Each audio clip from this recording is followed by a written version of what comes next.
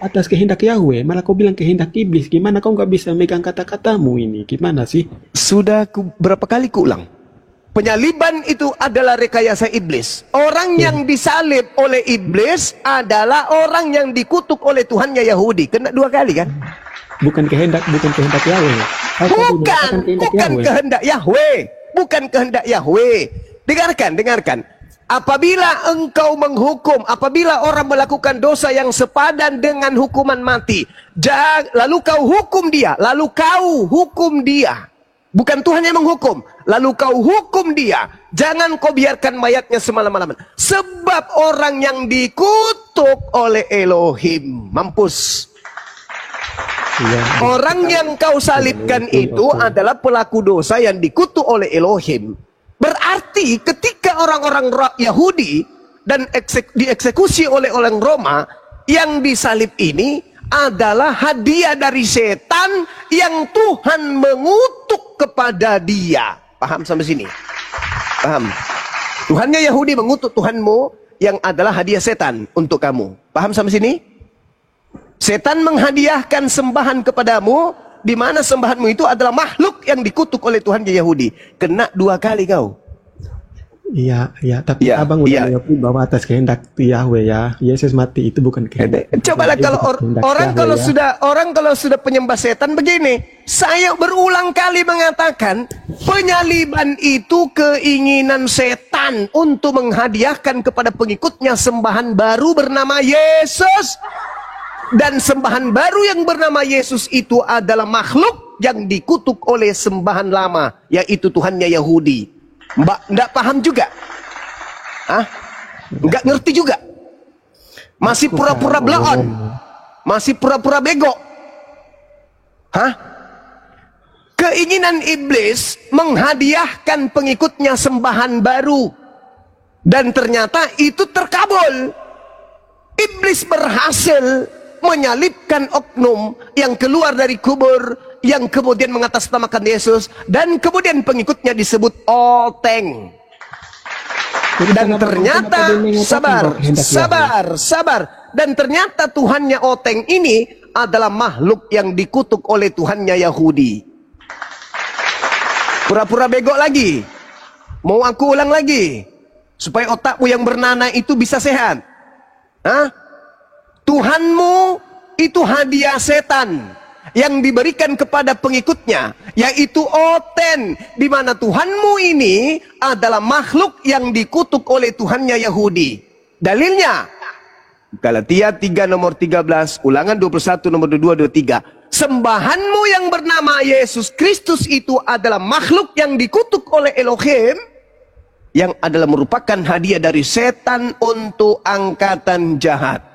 Belum paham juga? Belum ngerti juga? Masih pura-pura bego? Mulut aja yang ngeper kayak ban dalam mobil truk? Otak nggak diisi ilmu? Nggak malu? Diulang-ulang? Mau diulang lagi? Bangga dengan Tuhanmu yang merek kayak gitu? Tuhanmu adalah makhluk yang dikutuk, yang dipersembahkan iblis untukmu, yang dikutuk oleh Tuhannya Yahudi. Tuhannya Yahudi mengutuk Tuhanmu, yang adalah hadiah dari iblis untukmu. Mau kuulang lagi? Tuhan yang kau sembah adalah makhluk yang dikutuk oleh Elohim, yang merupakan hadiah dari setan untuk angkatan jahat. Mau lagi aku ulang? Sampai kau mencret, sampainya kamu muntah dedak. Mau kuulang lagi? Yang kau sembah bernama Kristus itu adalah makhluk yang dikutuk oleh Tuhannya Yahudi. Berdasarkan Galatia 3 nomor 13, Ulangan 21, 22, 23. Dan itu adalah hadiah dari setan. Mau pulang lagi?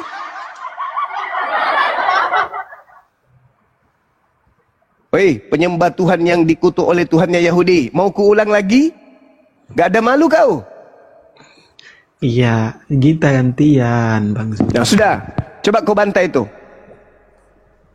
Gini ya, sebenarnya kalau menurut saya atau di dalam iman kami, dengar Bang Suma, yang kami pegang, yang kami imani adalah siapa yang dijanjikan Yahweh itu, yang diikuti maka terselamatlah dia. Itu saja yang ada di otak kami. Coba kau tunjukkan di mana Yahweh menjanjikan Nabi Muhammad, Nabi dari Arab. Jeder kau di situ. Gak Boleh? ada, maka di situ sesat kau. Boleh. Kami berpatokan Allah yang benar menjanjikan siapa gitu. Oke, bro. Oke, kita baca. Kitab Yesaya 29. Kita baca ya. Baca, lanjut kau. Baca aja. Oke, saya bacakan samamu. Apabila kitab itu diberikan kepada seorang yang tidak dapat membaca dengan mengatakan baca, maka ia menjawab, aku tidak dapat membaca. Saya tanya samamu, kitab apa yang tidak bisa dibaca? Dan di mana itu terjadi? Ada kitab diberikan dan orang itu berkata, aku tidak bisa membaca. Silakan.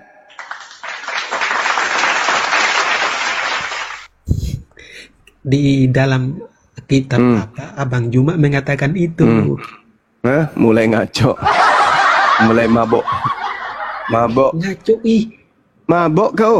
Kau kan minta dalil. Sekarang coba, siapa yang menerima sebuah kitab di mana kitab itu tidak bisa dibaca oleh penerimanya dengan mengatakan aku tidak bisa membaca? Paulus bisa, Lukas bisa, Markus bisa, Yohanes bisa, Petrus bisa, Lukas bisa. Nah, mana kitab itu yang tidak bisa dibaca? Mana? Iya, makanya Abang Iya Juma apa? Abang apa? Juma mau tahu itu di mana, kitab itu di mana? Kan saya tidak tahu tentang itu. Kan iya, makanya kau kan bertanya, satu-satunya keadaan yang dialami oleh situasi yang diceritakan dalam kitab Yesaya itu hanya berlaku kepada baginda Rasulullah Muhammad sallallahu alaihi wasallam. Ayo. Ayo. Ya, jadi Abang Juma, kamu itu menekan bahwa kau percaya Tuhan orang Israel, sedangkan tidak ada kaitan dengan Tuhan orang Yahudi seperti kami. Kau dengar itu? Justru kamu mengatakan kau ada hubungannya dengan Tuhannya Yahudi gitu maksudnya? Iya, kami percaya. Oke, Tuhan yang baik. Tolong kamu kasih satu data di mana Tuhannya Yahudi bercerita tentang orang Kristen. Silakan, saya tunggu. Baik. Silakan. Yang dikatakan bahwa kitab Yahudi itu yang diimani kami itu adalah perjanjian lama. Saya tidak tanya itu, Sinole. Saya tidak tanya itu. Yang saya tanya, coba kau terangkan kepada saya di mana Tuhannya Yahudi bercerita tentang Kristen. Ayo. Ini aku jawab ya. Silakan. Pertanyaan yang bagus ya. Di mana Tuhan? Tapi Yahudi jawabannya yang tidak bagus, kampret. Pertanyaanku memang bagus. Tanpa kau bilang memang itu betul. Cuman jawabanmu yang tidak bagus. Ya, di dalam kitab orang Yahudi, mana Kristen dibahas di situ? Sekarang itu adalah mana? Kitab orang Yahudi yang mereka imani sampai sekarang itu adalah perjanjian baru, yang perjanjian lama, yaitu kejadian keluaran itu. Yang saya minta apa? Tuhannya Yahudi. Dengar dulu, Tuhannya Yahudi bercerita tentang Kristen itu di mana? Nanti saya akan tunjukkan kepadamu Tuhannya Yahudi sibuk membahas tentang Islam. Ayo. Iya, makanya dia Bang Suma ya. Silakan. Di dalam kitab orang Yahudi ya, itu nubuatan tentang Mesias itu datang, ajarannya yang kami ikuti, maka berkaitanlah dengan. Saya ulang pertanyaan saya, dengarkan Sinole. Yang saya tanya, mana dalilnya Tuhannya Yahudi membahas tentang Kristen? Ya ada nubuatan tentang kedatangan Tuhan yang kami. Saya tidak tanya Tuhanmu yang dikutuk oleh Tuhannya Yahudi. Yang saya tanya berbicara tentang Kristen. Mana? Bang Juma ini nggak bisa dengar penjelasan saya. Kan udah aku bilang pertanyaanku memang bagus, tanpa kau sanjung pun memang bagus. Jawabanmu itu yang kayak dedak campur nasi basi. Yang saya tanya, di mana Tuhannya Yahudi membahas tentang Karisteng? Mana? Kalau saya kasih data, Tuhannya Yahudi membahas tentang Islam. Satu, nih contoh. Yeremia 29 nomor 11. Sebab aku ini mengetahui rancangan-rancangan apa yang padaku, tentang apa yang aku ceritakan, aku rancang tentang kamu. Demikianlah firman Tuhan, yaitu rancangan shalom Islam, damai sejahtera. Ada. Sekarang mana coba.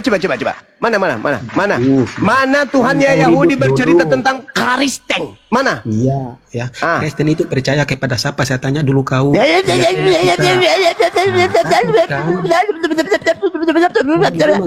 Saya tidak tanya Kristen itu apa, yang saya tanya, di mana Tuhannya Yahudi membahas tentang Karisteng?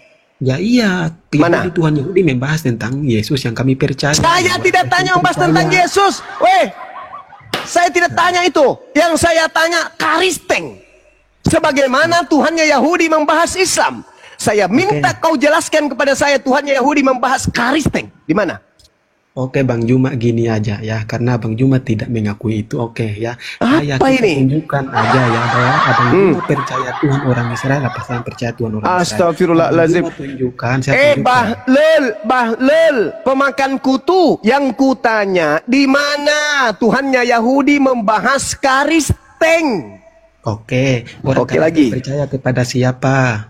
Kepada Yesus yang diutus. Di mana Tuhannya Yahudi membahas Karisteng? Kuclo. Tuhan Yahudi, dengar Bang Suma, kalau itu tidak ada karena Kristen itu.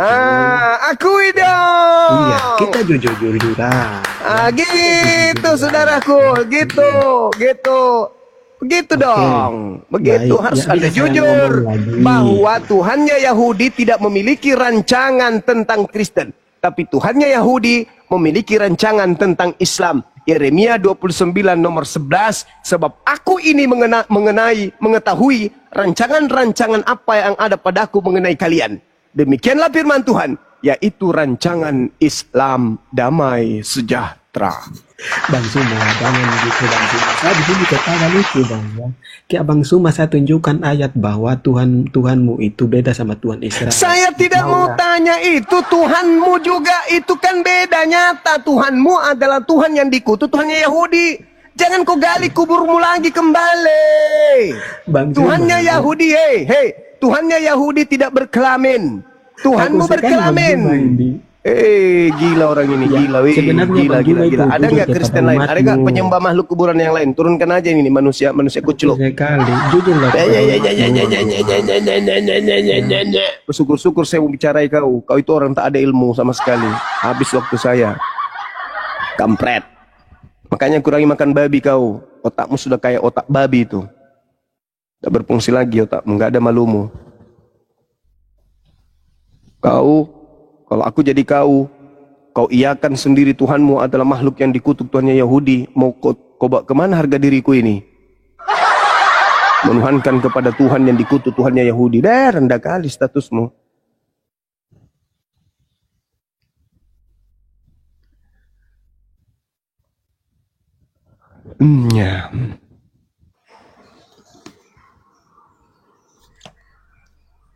Sulit teman-teman, sulit. Karena kalian itu jadi oten bukan karena proses belajar, cuma karena keturunan aja yang kau itu.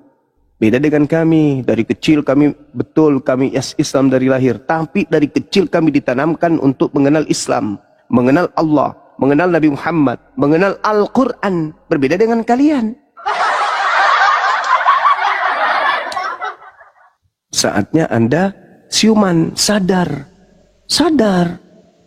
Kenapa Islam ini kok benar terus, menang terus kalau diskusi? Ya karena di belakang kami adalah pencipta langit dan bumi. Yang kami bawa adalah kalimat-kalimat pencipta langit dan bumi. Sementara kalian mempertahankan karangan-karangan orang. Bagaimana bisa kalian menang? Susah itu, susah. Sekarang yang ada harusnya kalian tuh lembutkan hati kalian mendengarkan berita kebenaran itu. Oke? Begitu saudaraku. Jangan gengsi dan jangan kalian itu merasa, waduh kenapa Bang Suma suaranya memang gitu saya. Apalagi sekarang di tempat saya ini udah pukul jam 3 nih. Gitu saudara. Kamu kan menjadi oten karena keturunan aja kan, bukan karena faktor belajar kan? Iya dong. Kalau faktor belajar pasti kalian sudah bisa membedakan antara Tuhan dengan manusia dengan makhluk. Tapi karena kalian tidak belajar asal ngambat aja, yang penting nyanyi, beginilah jadinya. Giliran bertemu dengan apologet Islam, hancur babak belur. Muntah kelereng kan? Sempat pula diakui Tuhannya dikutus sama orang Tuhannya Yahudi. Iya katanya. Iya betul. Ya benar. Ya betul. Ya benar. Ya kuculuk. Dasar.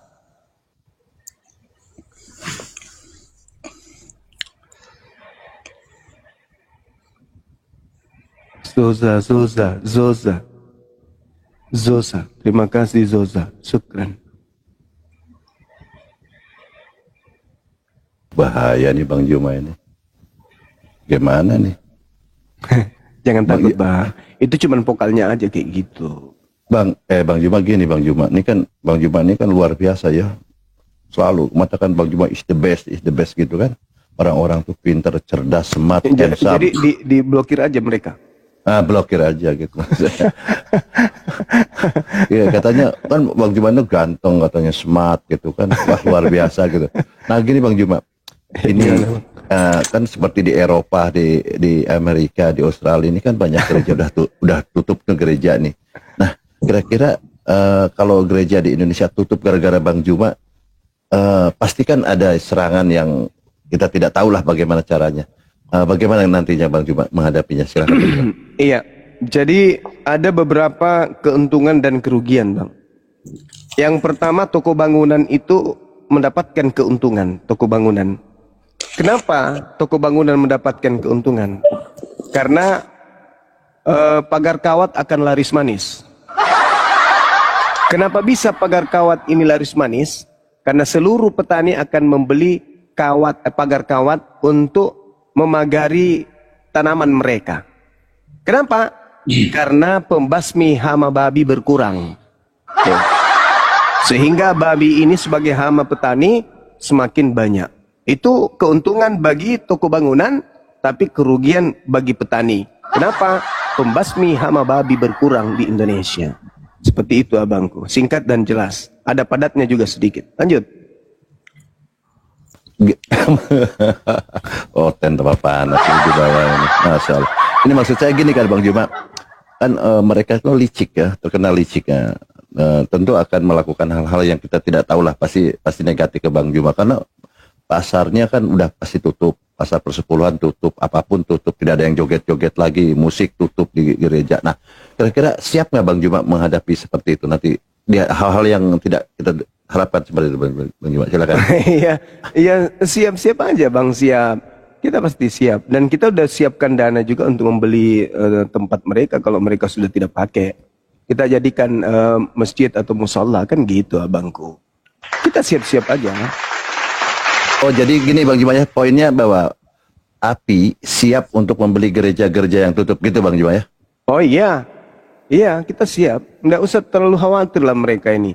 Bapak-bapak, ibu-ibu pemilik-pemiliknya ya serahkan aja ke kami. Kami jual kalau nggak ada lagi orang datang untuk bernyanyi. Ya kita jual, kita jadikan tempat kos-kosan atau kita jadikan sebagai asrama putri, putra, kan gitu Bang. Ya, itu kekhawatiran saya cuma satu, protes dari para petani, itu ajanya. Karena hamanya menjamur, berkembang biak karena tidak ada pembasminya, itu aja. Masya Allah. Ini ada mungkin yang oten yang bawah Bang Juma, mungkin mau ya, gimana ceritanya Bang, kalau mereka bersyahadat, apakah masih boleh makan babi? Kan nggak boleh. Nah, kalau misalnya semuanya menjadi tidak boleh makan babi, ngapain babi? Jadi hama, kasihan petani.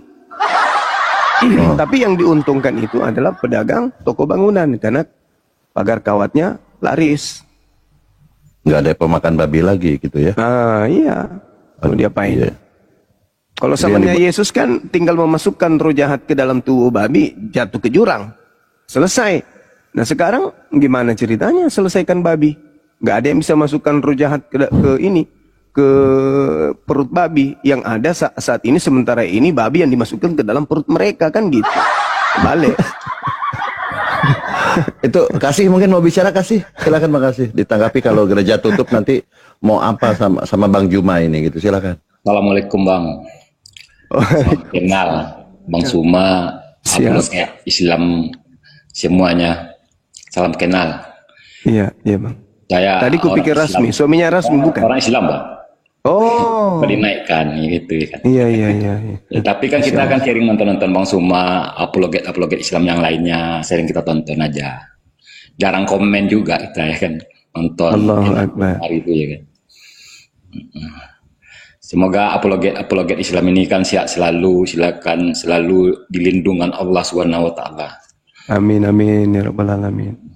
Maaf ya Bang ya, tadi kupikir ini suaminya Mbak Rasmi. Tidak. Karena nama Ya, bang, akunnya juga nanti kasih. bang minta Iya. juga nanti bang nomor apanya bang, nomor rekeningnya bang, nanti kita bantu juga nanti. Masya Allah. Dinda Kores, Bang Handi monitor. Iya. Minta juga nomor rekeningnya, nanti kita bantu juga nanti. Allahu Akbar. Dinda Kores, Bang Handi monitor. Dinda Semoga Diansa. kita itu kan Islam ini kan selalu diridhoi Allah Subhanahu wa taala ya kan. Amin. Semoga kan rumah apologet Islam tercapai cita-cita nanti. Amin amin ya rabbal alamin. Ya bang, kita turun aja lah bang ya, kita nyemak aja di bawah ya bang ya. Enggak Siap abangku, turun aja, siap, turun siap, aja bang yang ke insyaallah. atas. Nah. Makasih. Asli kita bang Sumatera Barat bang, ya bang. Allahu Akbar. Itu ada typing Bang nomor rekening Yayasan Apologet Islam Indonesia. Oke bang, oke bang. Iya, Terima kasih bang semua. Makasih Abang saudara yang lainnya. sahabatku, Masya Allah. Assalamualaikum. Waalaikumsalam warahmatullahi wabarakatuh. Bang Bang. Luar biasa ya. Bang Untuk Bang. uang. Iya bang. Nah, belum apa-apa sudah ada yang mau sokong kita untuk beli. Iya kan? Wih, luar biasa. Tepuk tangan dulu buat Tuhan. Luar biasa ya. Luar biasa ya. Semakin Ya, panas berarti minimal- mereka bang. Minimal kita buat sarang walet kalau memang nggak dipakai yang lain kan gitu. Kata saudara Rahmatia Ali, jadikan aja sarang walet Bang katanya. Iya luar biasa ya Islam tuh ya. Kompak itu ya. Iya, Padahal mereka tidak kenal kita tidak mengenal mereka. Tapi begitu luar biasa ya bironya ya bang ya. Iya, Masya Allah. Tapi kok sebaliknya ya, mereka ini semakin ancur-ancuran. Ini apa masalahnya gitu kan? Kalau di Islam kan semakin kompak nih, semakin bersatu begitu kan? Mereka semakin ancur-ancuran gitu loh, Bang. Apalagi dengan isu yang kemarin itu yang Bang Juma selalu narasikan gitu. Kenapa semakin ancur begitu? Masalahnya apa itu? Kita juga nggak tahu semakin ancur, semakin sudah bisa dibayangkan lah sudah. Kenapa nih, Bang? Oke. Nah, inilah keuntungan orang yang beragama Islam. Kenapa bisa dikatakan keuntungan?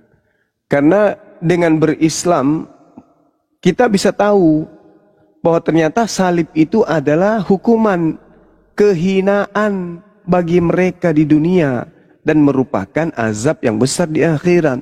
Nah, kita umat Islam tidak beriman kepada penyaliban ini sebagai jalan keselamatan, sementara mereka beriman kepada penyaliban sebagai kebenaran, sebagai keselamatan. Sedangkan Al-Quran mengatakan tentang salib, zalika lahum hizyum fid dunya walahum fil akhirati azabun azim. Salib itu adalah kehinaan di dunia dan asap yang sangat pedih di akhirat. Mereka beriman kepada hal tersebut, ya kacau lah. Kacau.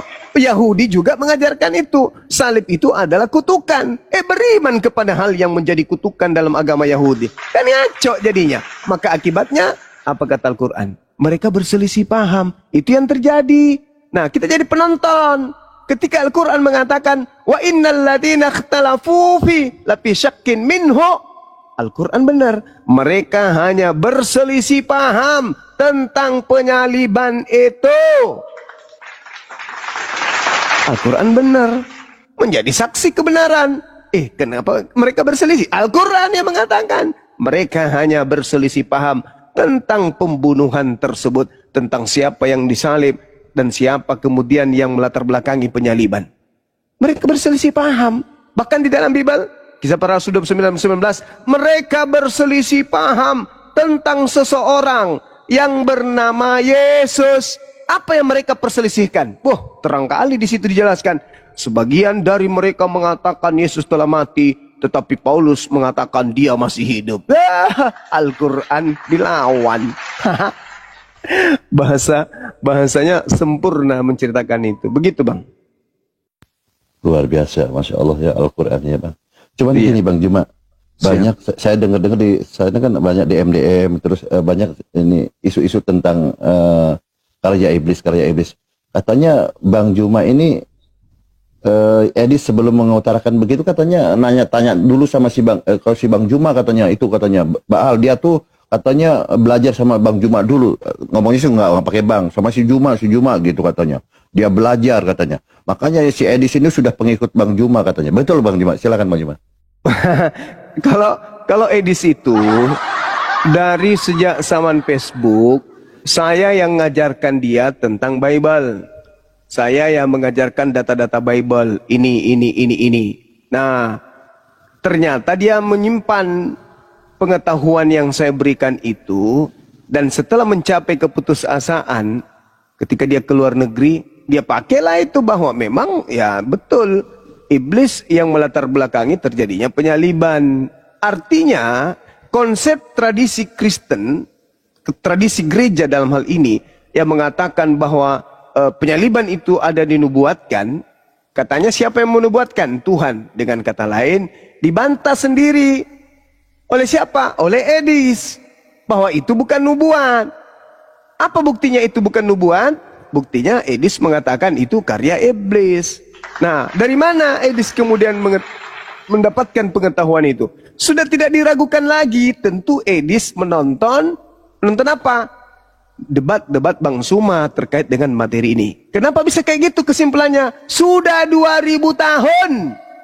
Mereka beda sekte, tapi tidak ada kemudian di antara mereka yang berani tampil mengatakan salib itu adalah rencana iblis. Baru hidup di zaman Bang Suma lah ada Oten yang berani kemudian mengatakan hal tersebut.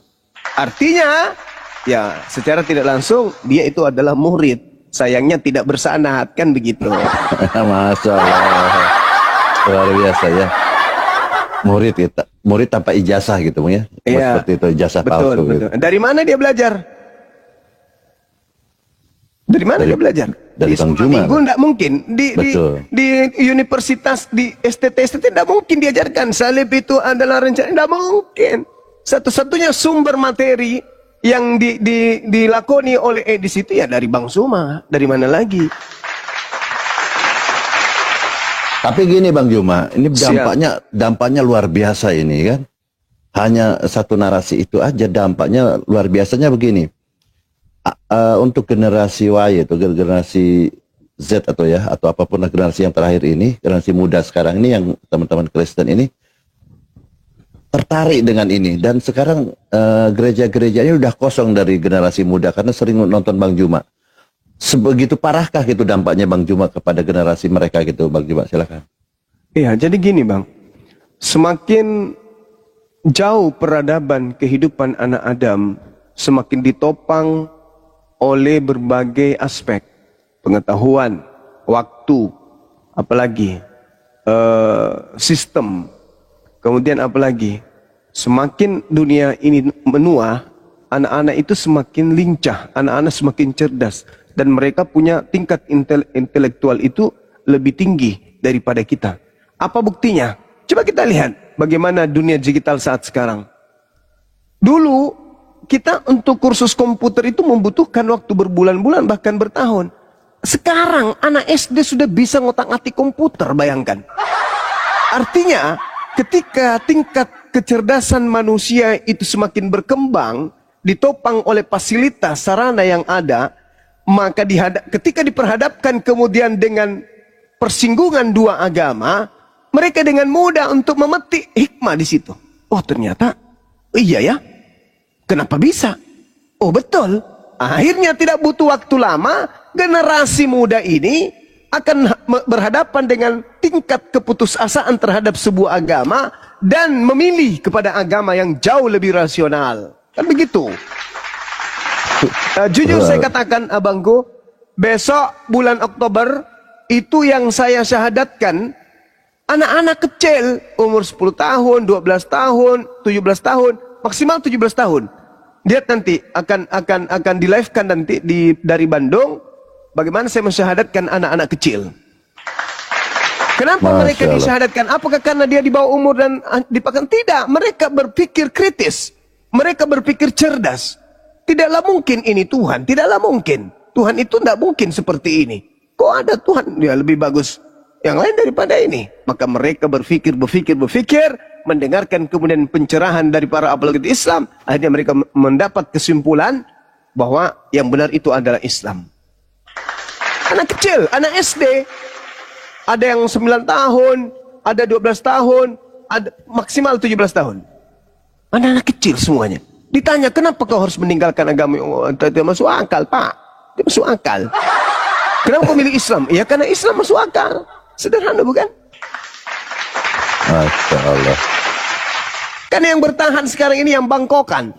Yang dagingnya itu sudah keras seperti daging babi. Karena sudah lama kali bertahun-tahun makan babi, otaknya sudah bebal. Itu ya mereka yang bertahan sekarang tuh. Tapi anak-anak yang masih segar, yang tubuhnya belum banyak mengkonsumsi makanan haram, ya mereka masih muda untuk menerima pencerahan.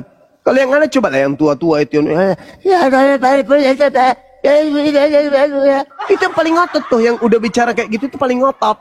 Tapi yang masih fresh, masih smart, mereka yang masih cemerlang cara berpikirnya cakrawala berpikirnya masih bisa kita perbaiki kerangkanya, mereka lebih cenderung menemukan Islam daripada mereka yang sudah bau tanah. Luar biasa. Itu yang saya akan tanyakan tadi sebenarnya Bang Juma, gini kan. Siap. Yang pasti lambat laun ya mereka akan habis lah, terkikis dengan faktanya. Hanya di Indonesia masih ada lah, yaitu yang tua-tua bangkotan itu yang dikatakan ya kan. Tapi generasi mudanya sudah kan bau batu nisan, Bang. Karena sudah memang sudah luar biasa keras gitu ya. Selain itu mungkin karena gengsi atau apapun gitu. Nah ini yang jadi masalahnya kan, generasi muda ini kan pasti meninggalkan agama mereka yang lama. Nah tentunya pilihannya yang rasional ini kan, logika ini masuk ke Islam. Nah kira-kira API sanggupkah menerima mereka semua gitu ya, untuk generasi muda Kristen ini ke dalam ke API, maksudnya ke Muslim, dan API yang mengkoordinirnya gitu. Siapkah API nantinya? Silakan.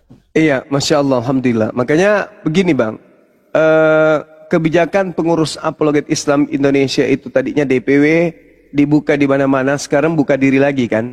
Terbukti DPW Sumut kembali, kemudian DPW Riau kembali, Jabar kembali, Jabodetabek kembali. Dan kami membuka diri wilayah-wilayah provinsi-provinsi lain ketika kemudian mau membuka DPW Apologet Islam Indonesia, syaratnya sangat mudah.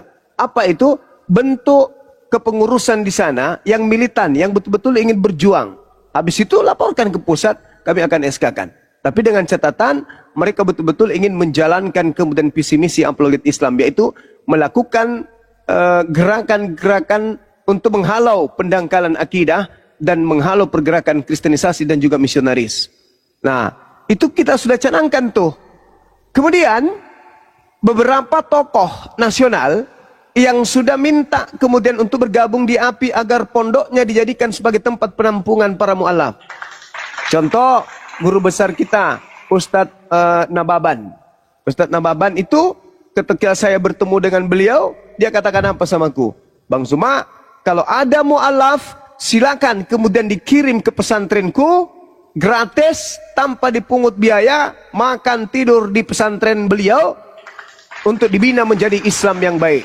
Tak mengenal usia. Anak-anak, remaja, dewasa, orang tua, yang baru mu'alaf, yang ingin belajar kemudian Islam, maka Ustadz kita, Ustadz Nababan, itu siap menampung beliau di pesantren mu'alaf beliau. Nah, masih banyak lagi ormas-ormas Islam yang ingin kerjasama dengan Bang Suma, dengan apologet Islam, mohon maaf, dalam hal pembinaan mu'alaf. Jadi kalau seluruh yang 6% ini menjadi Islam, ya apologet Islam Indonesia akan memfasilitasi mereka. Alhamdulillah. Masya Allah. Ya mudah-mudahan API ini tetap berjalan dan jaya ya sebagai lokomotif dari pergerakan dakwah Islam ya, mempersatukan gerakan ya, terutama tentang pendangkalan akidah ini ya, karena memang garapan lahan ini jarang disentuh, dan alhamdulillah ya muncullah seperti API dan kelompok-kelompok lain yang sama tujuannya seperti itu. Nah kalau nanti ini sumpama yang mu'alaf ini pastilah saya yakin itu generasi Kristen yang muda-muda ini pasti mu'alaf lah. Amin. Ya. Tetapi gini, ladang amal kita kalau mereka mu'alaf semua, ladang dakwah kita nanti gimana kalau Kristen mu'alaf semua? Kan ini ladang amal kita ini Bang. Kalau kita nawaitunya untuk memang untuk berdakwah kan sebagai ladang dakwah nih. Kalau mualaf semua kan dia kacau nih Bang. Sisain sedikit gitu loh Bang. Enggak, justru bagus. Kalau semua udah pada mualaf, kita disibukkan baca Quran. Bismillahirrahmanirrahim. Oh, 24 jam kita ngaji aja. Alif Lam Mim. Zalikal kitabu la raiba fihi hudal lil muttaqin. Tanpa lagi ada kekhawatiran-khawatiran. Kita hanya mengajarkan membaca Quran. Masya Allah, subhanallah. Indonesia semakin kuat. Karena ya pasti umat Islam akan mempertahankan kedaulatan Republik Indonesia ini sampai kiamat. Kan gitu Bang. Untuk itu, ya gimana? Tapi ngeri Bang Juma tadi yang dipaparkan Bang Juma ini bagaimana jaringan atau link-link yang sudah dibentuk ya, yang sudah disusun kepada baik ormas, tokoh-tokoh agama, tokoh masyarakat ini kan semakin kuat, semakin mengerikan gitu loh. Tentunya ada kekhawatiran mereka gitu loh Bang, semakin mendidih mereka itu. Kan kasihan mereka, mendidih hatinya gitu kan, tergoncang gerejanya, perpuluhannya itu kan semakin mendidih. Kan kita harus diajarkan ajaran kasih. Apakah ke hati yang mendidih mereka ini bisa kita obati dengan cara apa gitu supaya tidak terlalu mendidih gitu loh Bang Juma, silakan. Jadi gini, Al-Quranul Karim di dalam surah Al-Ahqaf ayat 12 Allah Subhanahu wa taala menjelaskan bahwasanya datangnya Islam itu adalah merupakan kabar gembira. Kabar gembira Islam itu. Allah Subhanahu wa taala menjelaskan Bismillahirrahmanirrahim, wa min qablihi kitabu Musa imaman wa rahmah wa hadza kitabun musaddiqul lisanan arabiyya liyunziral ladzina zalamu wa busyra lil muhsinin. Sebelum Al-Quran telah ada kitab Musa sebagai petunjuk dan rahmat, dan kitab Al-Quran ini adalah kitab yang membenarkannya dalam bahasa Arab untuk memberi peringatan kepada orang-orang zalim dan memberi kabar gembira kepada orang-orang yang berbuat baik. Itu kaidah di Islam. Jadi ketika mereka khawatir, mereka harus tahu tuh bahwa Islam datang sebagai pemberi peringatan kepada orang-orang zalim. Mereka harusnya bahagia. Kenapa? Karena dulu sebelum Islam datang, orang-orang yang zalim tidak ada yang memberi peringatan kepada mereka. Sekarang ketika mereka zalim, ada umat Islam yang datang memberikan kemudian peringatan, sehingga mereka bisa mendapatkan kabar gembira. Setelah mereka mendapatkan kabar gembira, mereka berbuat baik, beramal soleh. Itu maksudnya Bang. Jadi pertama, Al-Quran itu sebagai pemberi peringatan kepada mereka.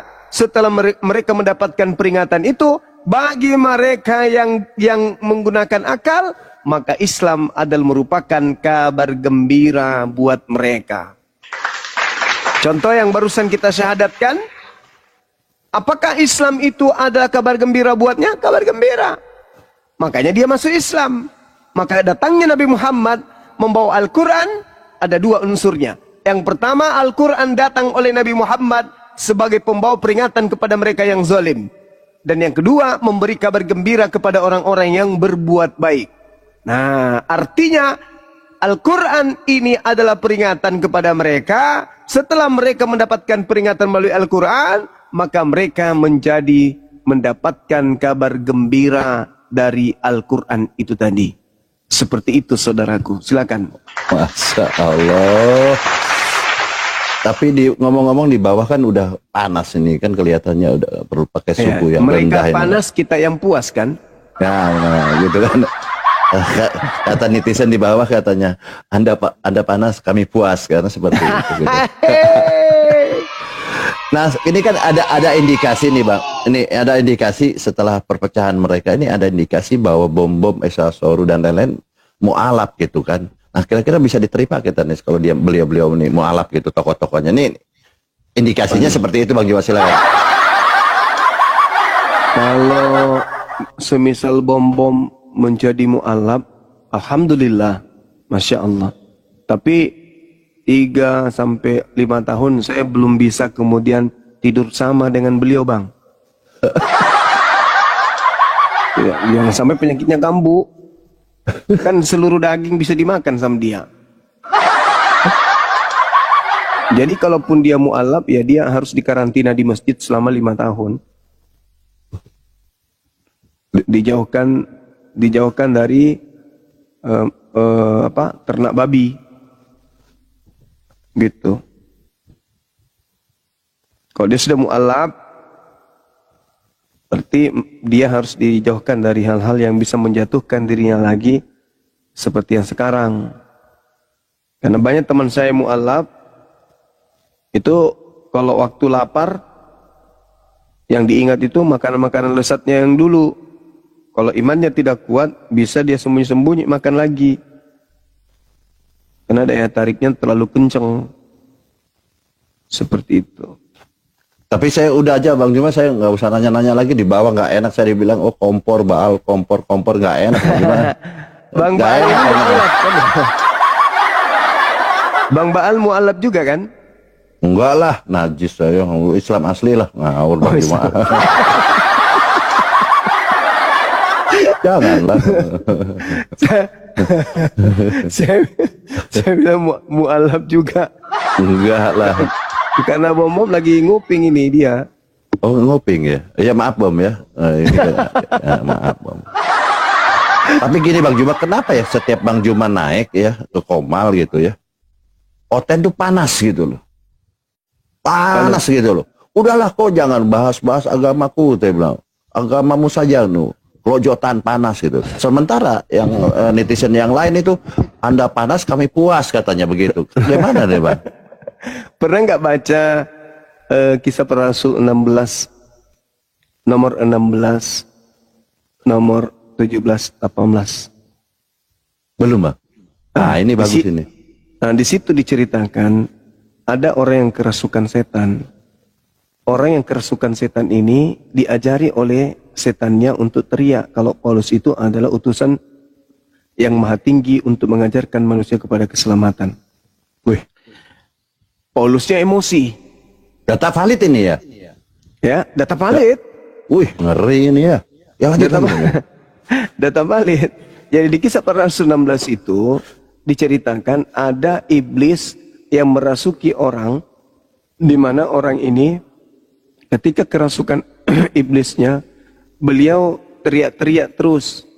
Dia mengatakan bahwa Paulus bersama teman-temannya adalah hamba Tuhan yang maha tinggi. Paulus dan teman-temannya ini adalah orang yang memberikan kepada kalian jalan kepada keselamatan. Iblisnya teriak-teriak terus begitu. Paulus dan kawan-kawan adalah hamba Elohim yang maha tinggi. Paulus dan kawan-kawannya ini adalah memberitakan kepada kalian jalan kepada keselamatan. Wah, mendengarkan itu, iblisnya teriak begitu, Paulus panas. Sampai Paulus mengusir iblis itu.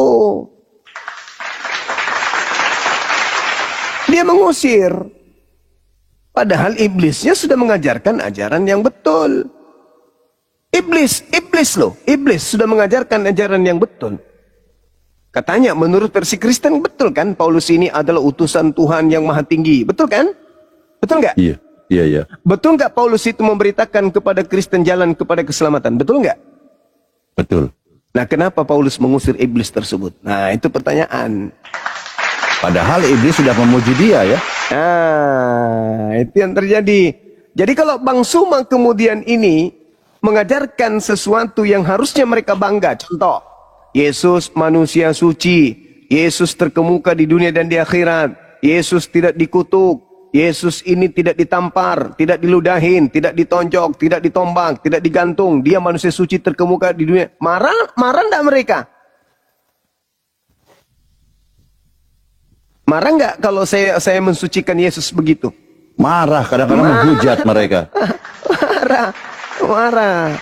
Nah, sekarang kalau saya balik, Yesus itu ditampar, Yesus diludahin, Yesus dibunuh dengan cara disalib. Senang enggak mereka?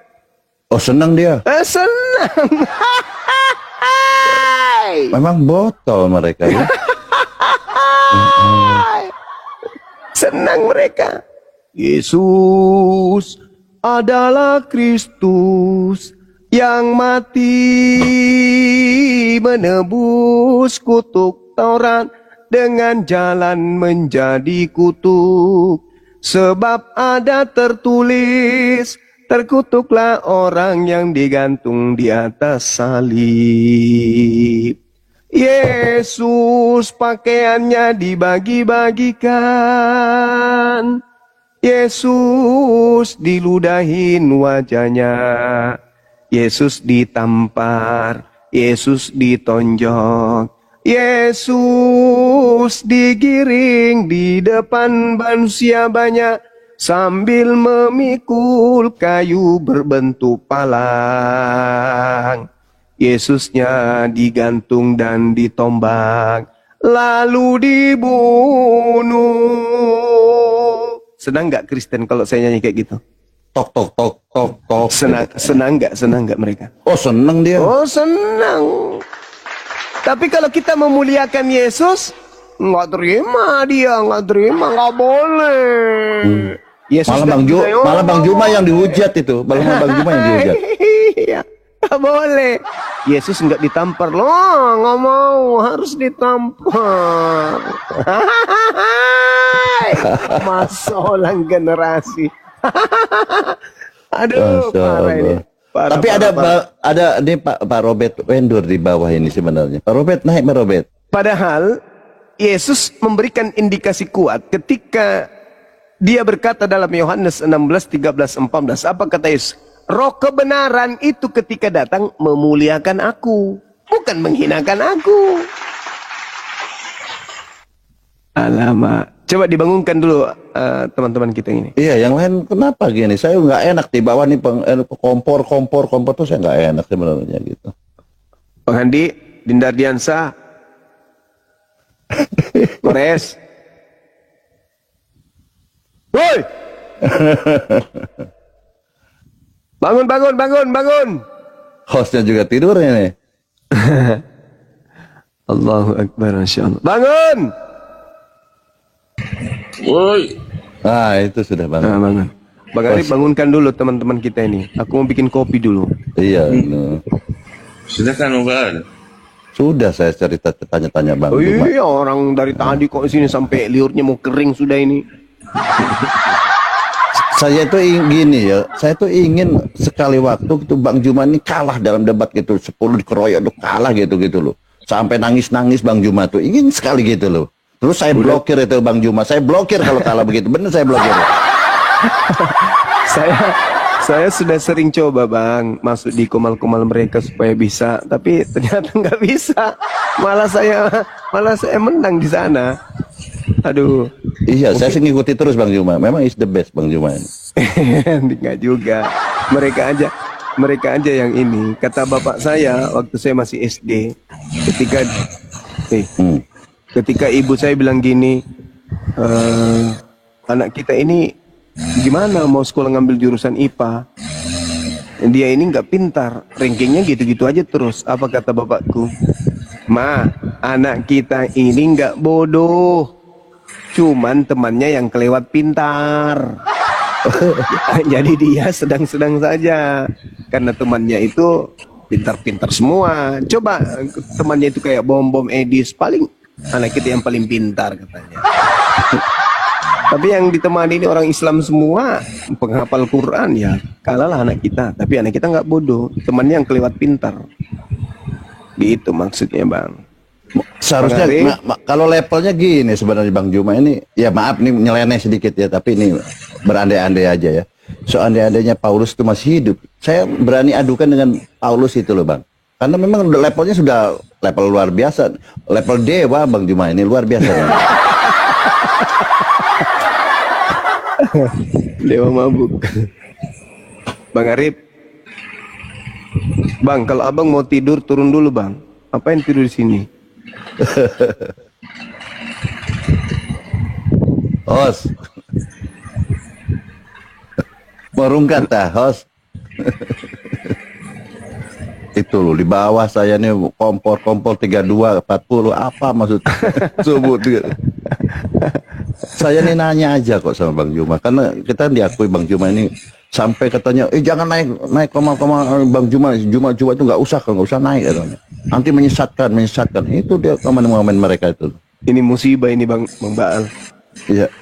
Hostnya yang ngorok. Nah, tengoklah. Lucu ini. Tuan rumah tidur.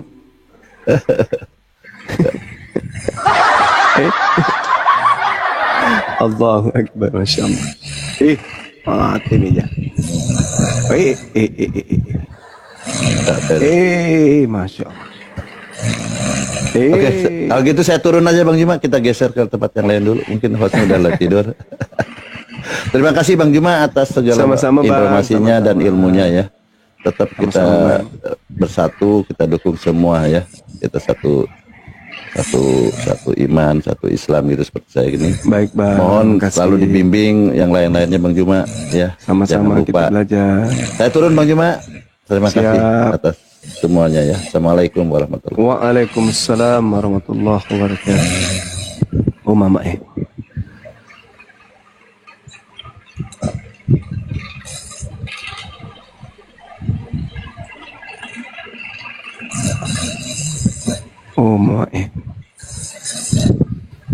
Bismillahirrahmanirrahim. Alif Lam Mim Shad. Kitabun unzila ilaika fala yakun fi sadrika harajun minhu litunzira bihi wa zikra lil mu'minin. Ittabi'u ma unzila ilaikum min rabbikum wa la tattabi'u min dunihi awliya qalilan ma tadhakkarun. Wa kam min qaryatin ahlaknaha faja'aha ba'suna bayatan aw hum qailun. فما كان دعواهم إذ جاءهم بأسنا إلا أن قالوا إنا كنا ظالمين.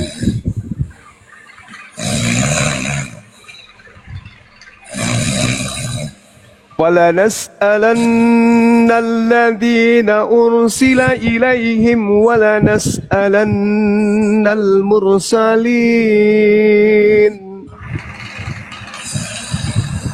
وَلَنَقُصَّنَّ عَلَيْهِمْ بِعِلْمٍ وَمَا كُنَّا غَائِبِينَ.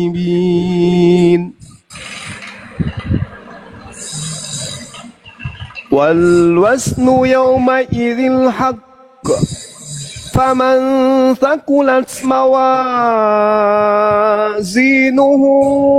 فأولئك هم المفلحون.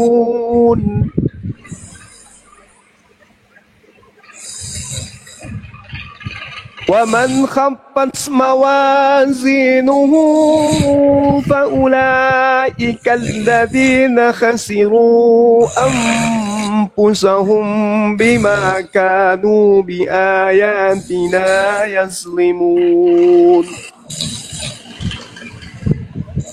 ولقد مكناكم في الأرض وجعلنا لكم فيها معايش قليلا ما تشكرون.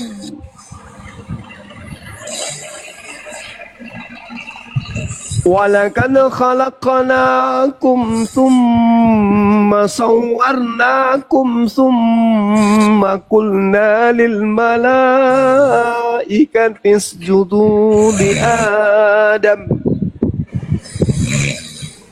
فسجدوا إلا إبليس لم يكن من الساجدين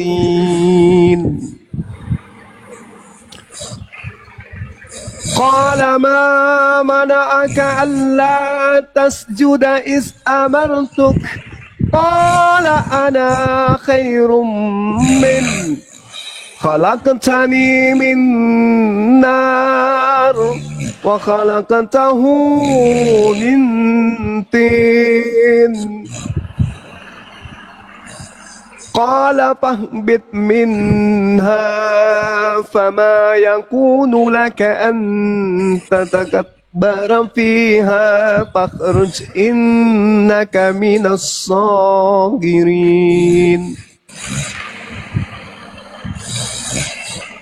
قال أنذرني إلى يوم يبعثون قال إنك من المنذرين قال فبما أغويتني لأقعدن لهم صراطك المستقيم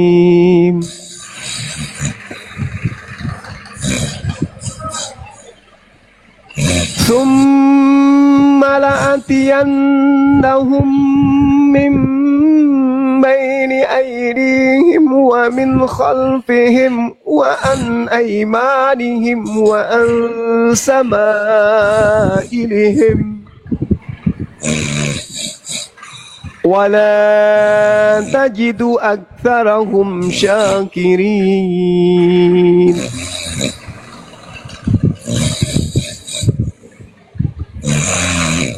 قال اخرج منها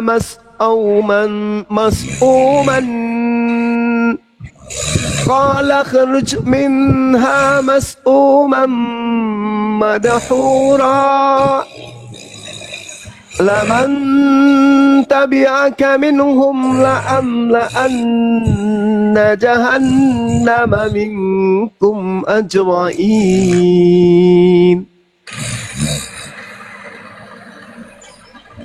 ويا آدم اسكن أنت وزوجك الجنة فكلا من حيث شئتما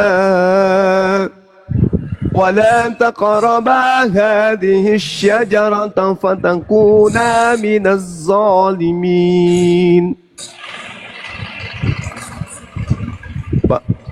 فوسوس لهما الشيطان ليبدي لهما ما وري عنهما من سوآتهما وقال ما نهاكما ربكما عن هذه الشجرة إلا أن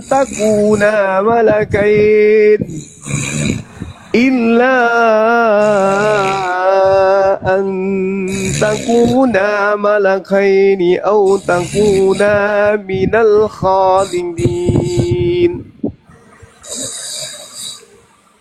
وقاسمهما إني لكما لمن الناصحين ودلاهما بغرور فلما ذاقا الشجرة بدت لهما سوآتهما وطفقا يخصفان عليهما من ورق الجنة وناداهما ربهما ألم أنهكما عن تلكما الشجرة وأقل لكما إن الشيطان لكما عدو مبين قال ربنا ظلمنا أنفسنا وإن لم تغفر لنا وترحمنا لنكونن من الخاسرين قال اهبطوا بعضكم لبعض عدو ولكم في الأرض مستقر ومتاع إلى حين قال فيها تحيون وفيها تموتون ومنها تخرجون يا بني آدم قد أنزلنا عليكم لباسا يواري سوآتكم وريشا ولباس التقوى ذلك خير ذلك من آيات الله لعلهم يذكرون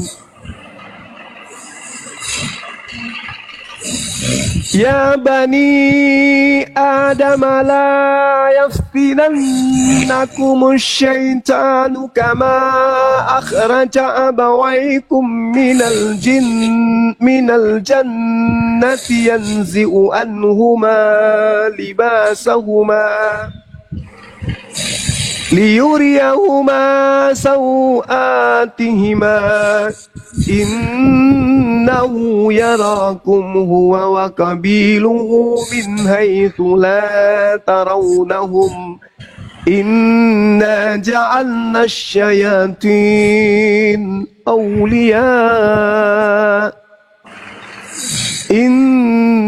جعلنا الشياطين أولياء للذين لا يؤمنون وإذا فعلوا فاحشة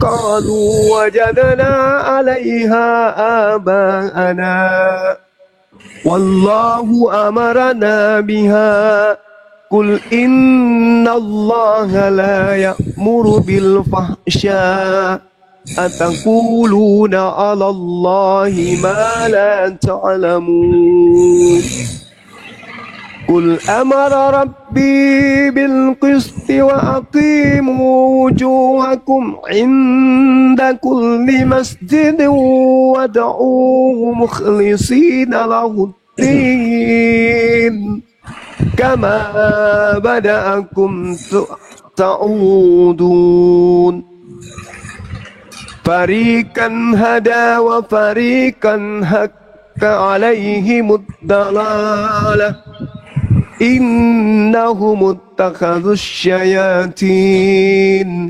أولياء من دون الله ويحسبون أنهم مهتدون Sadaqallahul azim.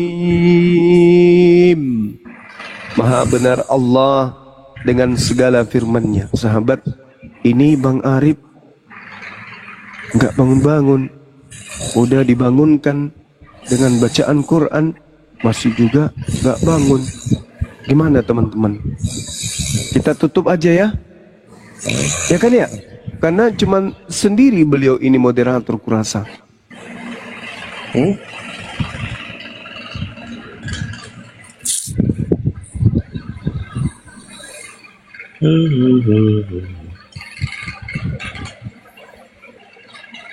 Fariqan hada wa fariqan haqqa alaihimud dalalah innahum ittakhadhu syayatina awliya'a min dunillah wa yahsabuna annahum muhtadun.